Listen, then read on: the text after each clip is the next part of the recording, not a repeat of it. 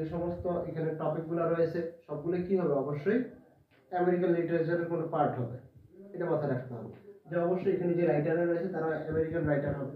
ঠিক সেরকমই এই নাথানিয়েল হথর্ন একজন আমেরিকান রাইটার, যিনি মূলত জন্মগ্রহণ করেন 1804 সালে এবং মৃত্যুবরণ করেন 1864 সালে। 1804 সালে 1864 সালে তিনি মারা যান।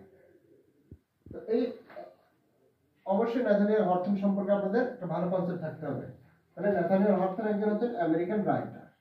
কি একজন আমেরিকান রাইটার, শুধু কি রাইটার, তিনি একজন লেখক, এর সাথেও তিনি একজন কি নভেলিস্ট, একজন শর্ট স্টোরি রাইটার,